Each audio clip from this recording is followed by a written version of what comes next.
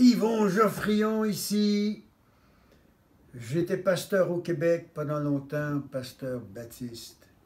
Je n'ai jamais prêché l'Église baptiste, mais j'ai prêché Jésus.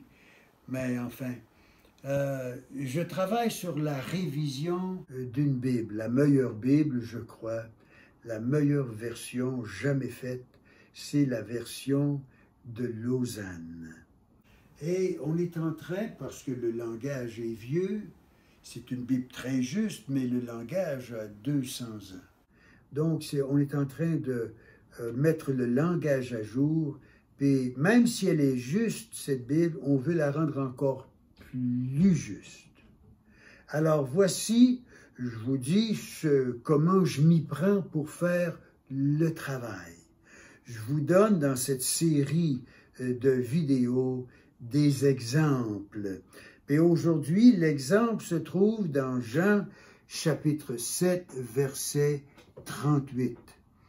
Et ça se trouve dans la Nouvelle Bible seconde. Jésus dit, « Celui qui croit en moi, des fleuves d'eau vive couleront de son sein. » Donc, celui qui croit en moi, c'est une promesse de Jésus.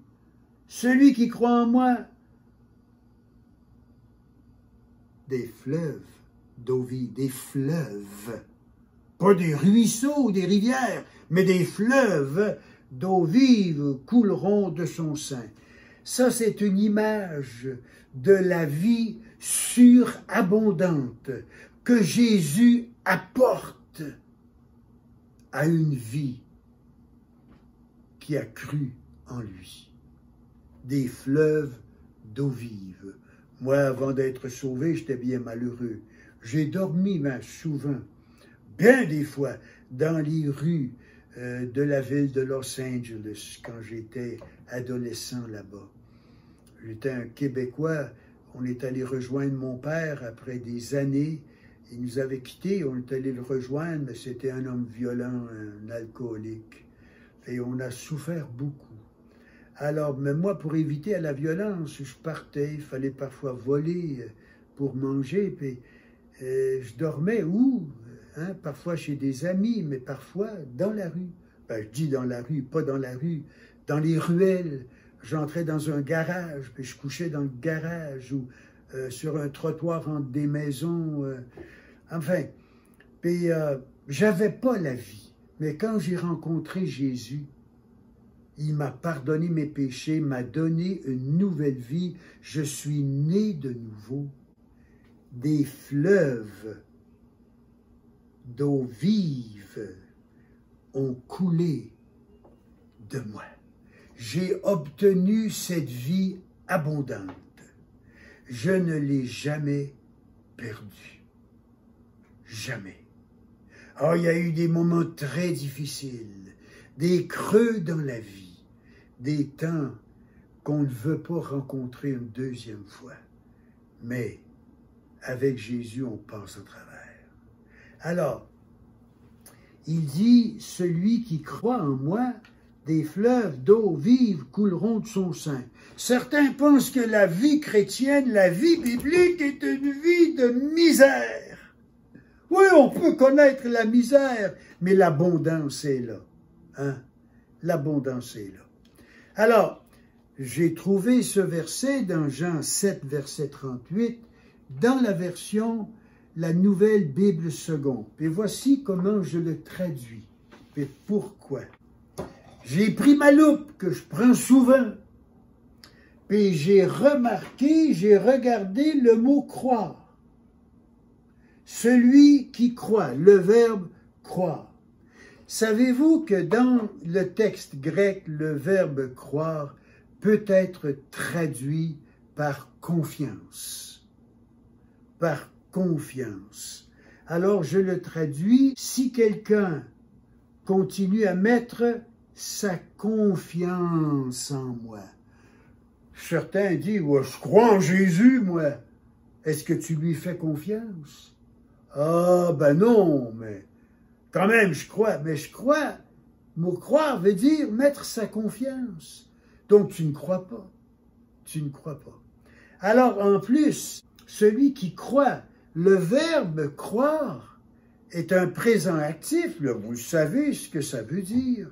Le présent actif, l'action se répète, l'action continue. Alors, on peut traduire, puis on doit traduire, si quelqu'un continue à mettre sa confiance en moi, des fleuves d'eau vive ou pleine de vie couleront continuellement du fond de lui-même.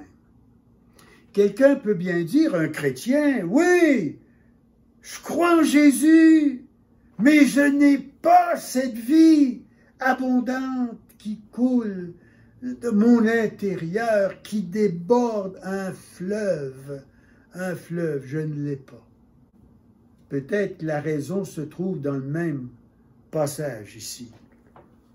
Si quelqu'un continue à mettre sa confiance en moi, des fleuves d'eau pleine de vie couleront continuellement. Encore une fois, le verbe couler, présent, des fleuves d'eau pleine de vie couleront continuellement du fond de lui-même. Si on continue à mettre notre confiance en Jésus, les fleuves vont continuer à couler. C'est quand on s'éloigne du Seigneur Jésus, à cause du péché ou à cause des occupations, à cause d'une influence qui serait mauvaise, on s'éloigne du Seigneur Jésus et de la parole. Notre confiance n'est plus continuellement en lui. Donc, les fleuves d'eau sont coupés. J'ai rencontré, moi, j'étais pasteur dans une église à Montréal, et un matin, un chrétien arrive à l'église, il avait la mine basse. Ah! J'ai dit, comment ça va? Il me dit, ça va mal. Il était découragé. Je lui ai posé la question, j'ai dit, as-tu lu ta Bible aujourd'hui? Il m'a dit non. Hein? As-tu lu ta Bible hier? Non. Avant-hier? Non. Depuis dimanche passé, la dernière réunion, le mercredi, je ne me souviens pas quand c'était, as-tu lu ta Bible? Il dit non. Voici un jeune homme malheureux.